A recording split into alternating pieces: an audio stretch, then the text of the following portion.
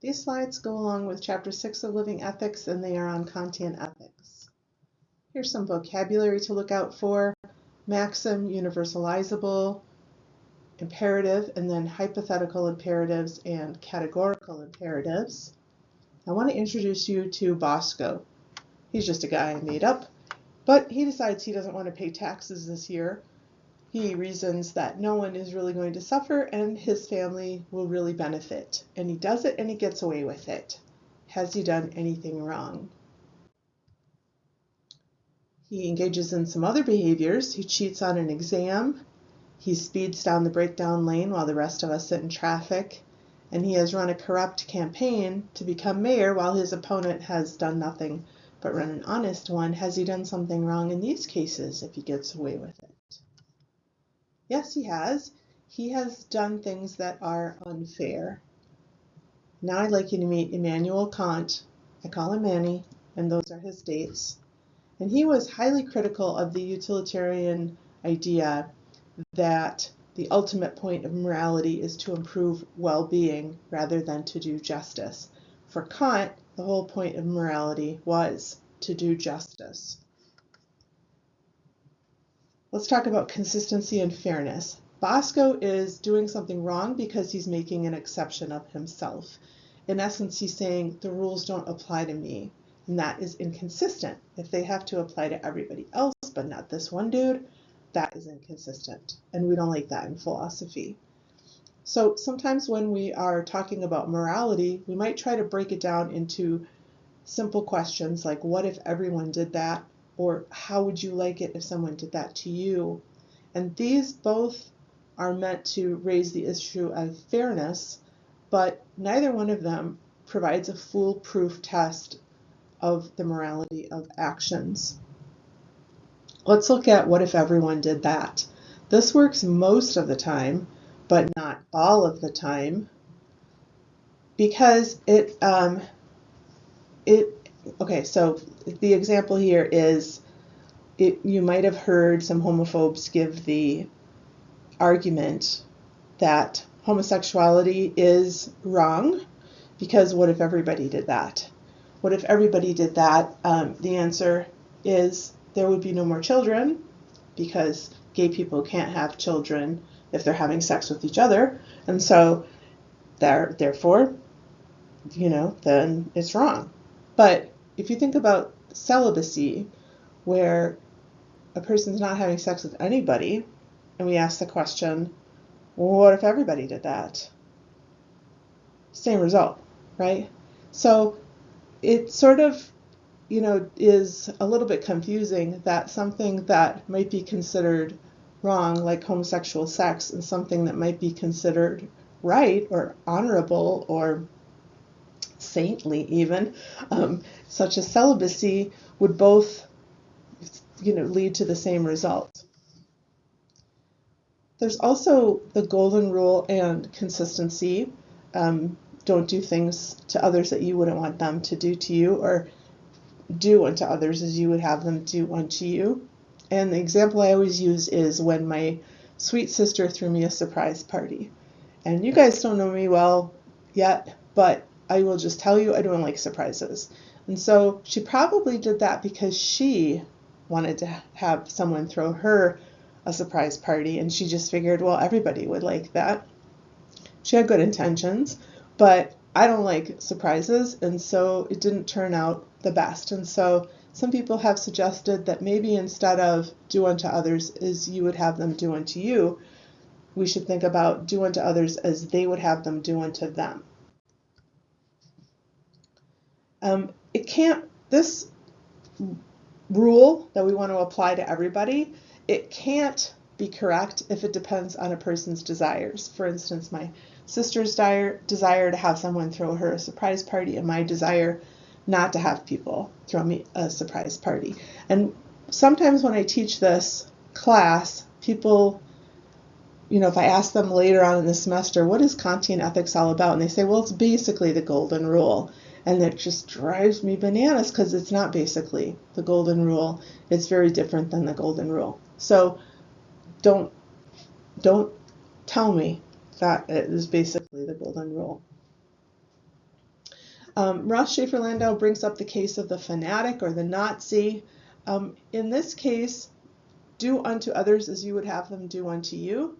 This rule licenses their extremism. If they're so extreme, he uses the example of a Nazi who finds out he's a Jew, and he's like, well, you better kill me then. I mean, that would be like the most extreme version.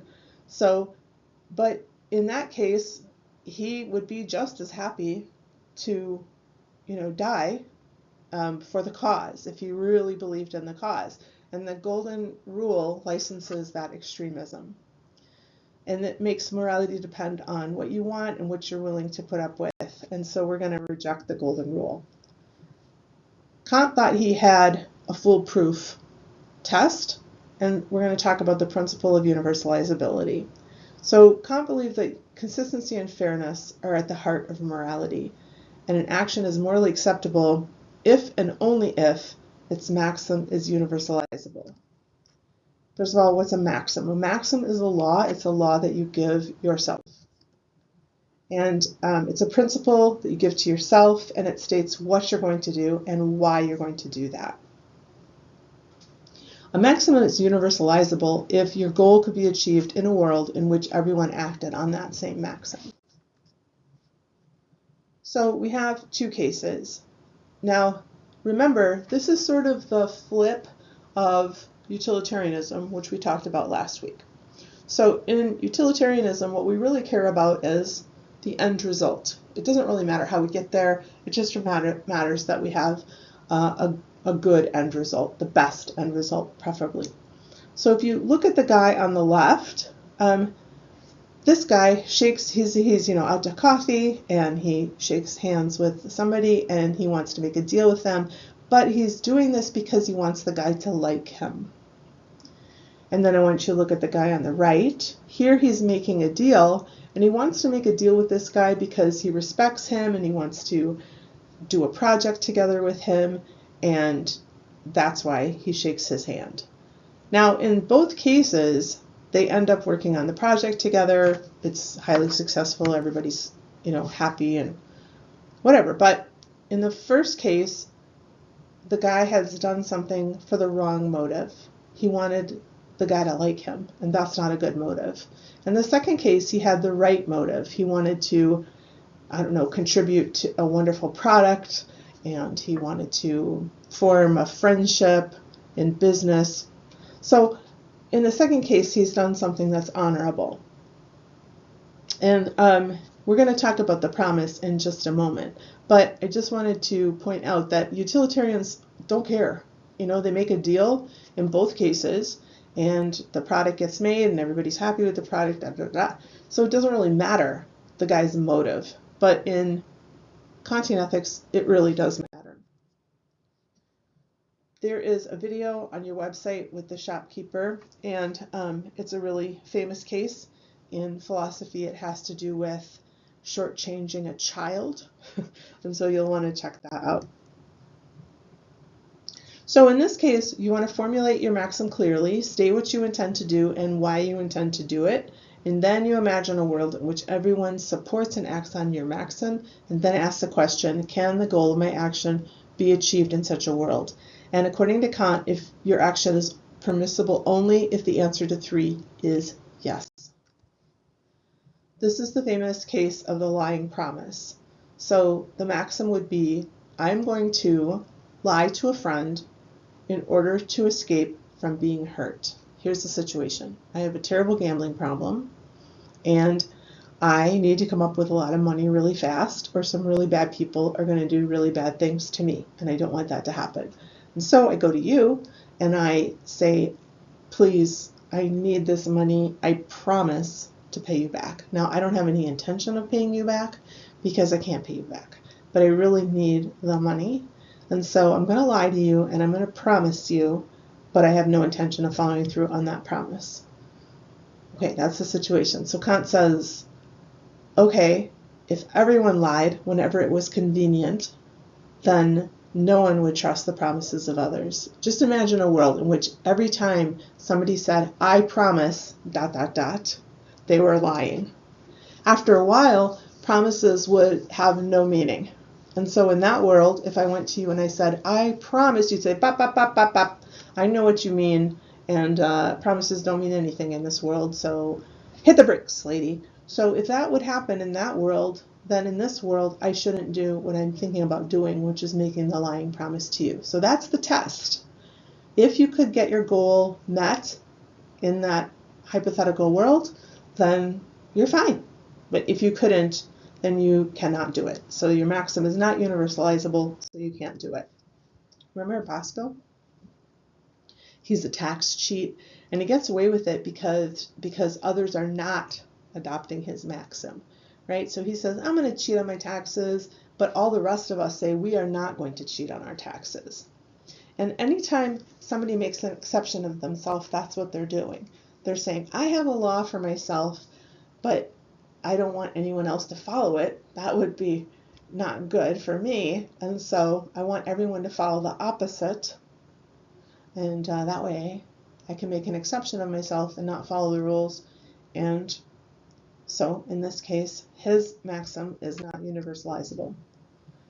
Now, there's a little talk in the book about hypothetical and categorical imperatives. And I know, this language is a little bit tricky, but first of all, an imperative, if you study a foreign language, you've probably heard the term imperative. It just means a command.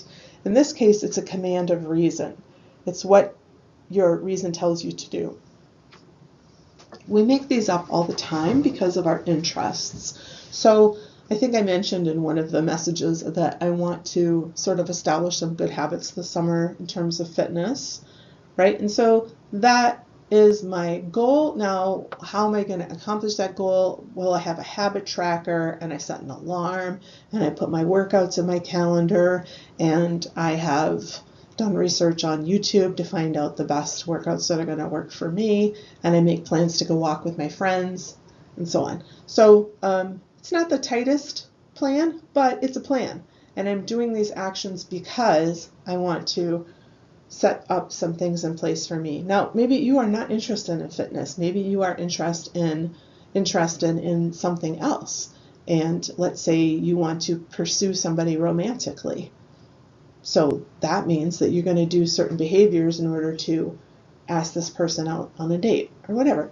We all have these little things that we want to do, and we have these little plans that we make that tell us, how we're going to get there, right?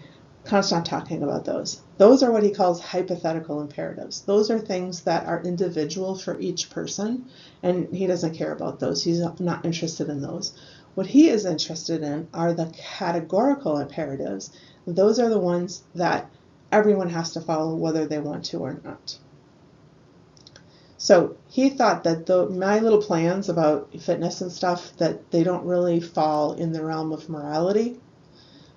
The ones that do fall into the realm of reality are those imperatives that everyone has to follow no matter what. No matter if they want to do it or they don't want to do it. All right, so now Russ, I think, is a really good philosopher because he's really good at looking at these arguments and coming up with counter arguments for these cases. So remember I told you that Kant thought that universalizability was going to be the foolproof test for morality. But Ross offers this couple of really good examples. All right, so in terms of universalizability, Russ says we can act on universalizable maxims and still do wrong. For example, if we think about the typical bank robber, the bank robber is robbing the bank to get money for himself, right? But what if the bank robber were robbing the bank because he wanted to bring down the banking system? So if you think about that case, the whole goal is to bring down the banking system. So he imagines a world where everybody is robbing banks. Well, if everybody were robbing banks, then the banks would kind of be pointless after a while. And so he would have his goal met. So that's a universalizable maxim. If everyone did what this bank robber is thinking of doing, then his goal could be met in that world. But it's still wrong. So it's not a foolproof test, Manny. The other example is the example of the lawn nut. So this is a case of a fanatic. So this is somebody who is so into his lawn that he makes a law that if anybody walks on his lawn, he's going to shoot them on sight. So if he lived in a world where everybody else did that, he could still do that too. It wouldn't be right though, and that's Russ's point. So Immanuel Kant thought that he had come up with a foolproof test, but Schaefer-Landau is showing us that universalizability is not that test. And Kant believed that there were certain moral rules, such as the prohibition against lying, that are absolute. For what that just means is you can never lie for any reason at all, no matter what. And this relates to the assignment for this week, where Russ says that the principle of universalizability doesn't require that. So the axe-wielding maniac is a really famous case, and there are a couple of videos on it, but basically it's a case where there's an axe-wielding maniac running around and he's looking for your friend, and your friend hides in your house, and the maniac comes to the door and says, do you know where your friend is? So Kant says you have to tell him the truth. So in that case, most of us would say that's insane. You should lie to the axe-wielding maniac. But Kant is saying, no, you can't lie ever, no matter what. And so you have to tell the truth whenever this person asks. And so Russ Schaefer-Landau says, well, that's an interesting example, Manny, but what if we rework the maxim? So instead of not lying to the axe-wielding maniac, we reframe the maxim to, I'm going to protect my friend from harm no matter what. So instead of, I'm never going to lie no matter what if we rework it to, I'm going to protect my friend no matter what? In that case, when the axe-wielding maniac came to the door, remember our maxim, I'm going to protect my friend no matter what? You could lie. So that's what Russ is saying. So the second part of that assignment is asking you about lying. And so it all kind of relates back to what Schaefer-Landau is saying here. So as I said in the video on that assignment, I thought that Rachel's letter to Bruce was the pinnacle of examples for when it would be a good time to lie. I'm not going to go over it again because it's part of that other assignment. But if you're familiar with the movie, then you know what I'm talking about. If you're not familiar with the movie and you don't care about Batman, then just skip this part. In that assignment, you have options. All right, so the principle of universalizability is the more complicated formulation of the categorical imperative. The more easy one to understand, the easier one to understand, is the principle of humanity. And this basically says, always treat a human being, yourself included, as an end and never as a mere means. So first of all, we have to define what humanity is. So according to Immanuel Kant, humanity is someone who is rational and somebody who is autonomous. And so if you just ask somebody in your house later on, what is humanity? And they're like, that's a dumb question. It's anybody who's human. So it turns out, maybe not, because if we can imagine, this is supposed to be an AI here, or an alien or something like that. So somebody who doesn't have human DNA, we can imagine a case where there's somebody who's not human, but they are rational and they are autonomous. So they would be included in this definition of humanity. However, the person who's in a coma here, she's not autonomous. She needs those machines to stay alive. And also, she might not be rational. She might not have any, rational thoughts going on inside her head. I don't know what's going on with her. We know she's not autonomous, though. So it's she's a human, for sure. She's not an alien. She's a human. But she wouldn't be considered a part of humanity because, according to Kant, because she's not autonomous. So Kant thought that what makes us so special is we are rational and we are also autonomous. Those are those things that make us really cool and more sophisticated than dogs and cats and horses and plants and bacteria. All right, now let's talk about ends, means, and mere means. So when I was talking to you about utilitarianism, I said that it's a philosophy that says the ends justify the means. And what that means is, so long as your goal is good, it doesn't really matter how you get there. Right? So the goal is the end, or the ends, and then the means is how you get there. So, remember back a couple of slides, it said, okay, go back. Okay, it said that you should treat all people in humanity, yourself included, as an end and never as a mere means. So what that means is you should always treat people in a way that you're not using them. You understand that they have their own goals and their own desires and their own plans, just like you do. You're not making an exception of yourself. And he has this kind of crazy example where he has a plumbing emergency, he calls the plumber, and if he wanted to use the plumber as a mere means, he wanted to use the plumber, and he's got a leak underneath his sink, he would knock the plumber out and stick his head right in the place where the leak is. He's using it as a mere means. It's just a means to an end, right? Now, that's crazy, right? Let's say it's the more typical case where, you have a leak and you call a plumber, and the plumber comes and you hire the plumber to fix your problem, and the plumber says, I will fix your problem, and then you pay the plumber, right? So in that case, you're kind of using each other, right? He's using you to get some money, he's trading his services for money, and you are using him because you don't want to do it yourself. So that's fine. That's fine. If it's consensual, it's fine. And we would say that we are using people as a means to an end, but that's not really a problem if we have their consent.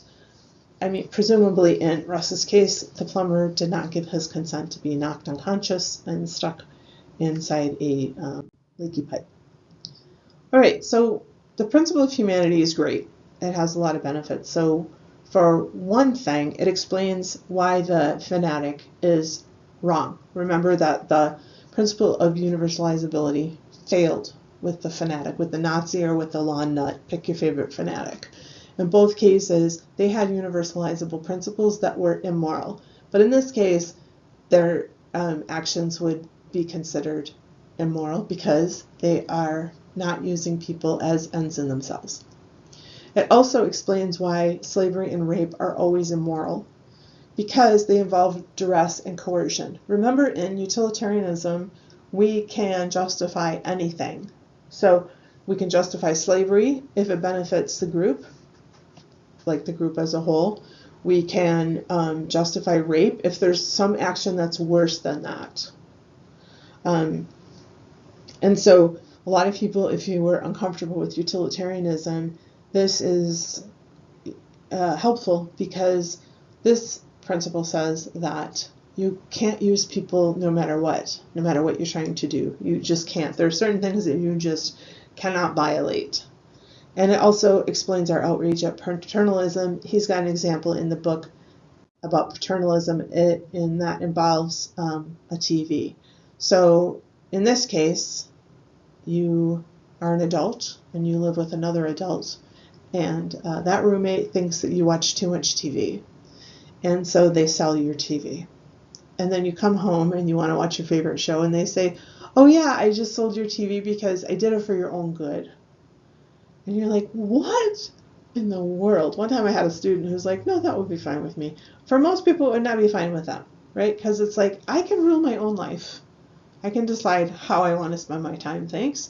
And so when somebody sort of steps in and does that for us, most of us, not this one student, but most of us are really outraged at that.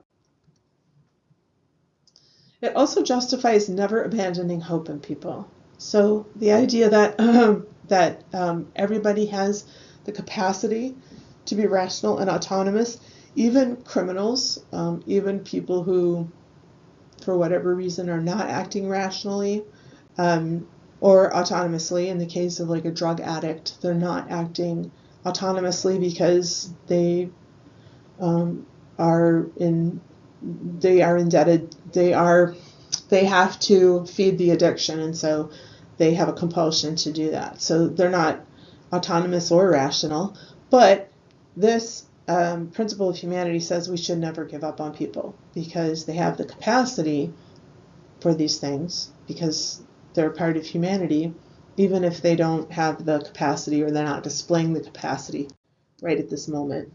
It also grounds universal human rights, and it explains practices where we hold each other accountable. And we put people on trial when they have done something wrong. And Russ says we don't put animals on trial. And it just, my brain goes in different directions. But it turns out, I don't know if you know this, but it turns out that we used to put animals on trial. And so that's what this picture is all about. And there's a link there that talks about times when humans actually put animals on trial. And I just find it really ridiculous. But anyway, but we don't do that anymore. Now the only people who are ever on trial are actual people. This is not a perfect philosophy. Nothing is a perfect philosophy. Spoiler for the other philosophies, other theories that we're going to look at. Utilitarianism has its problems, and Kantian ethics also has its problems. For one thing, it's a little bit vague. And in utilitarianism, we had a 3-part test that we could apply to every action. We don't really have that here. And so those are, not the strongest objections, but they are objections, just to say that, nothing is perfect, not even Kant's philosophy. So that's it. These slides were meant to help you with Chapter 6. I hope they did. Get in touch with any questions you have, and I'll talk to you later. Bye.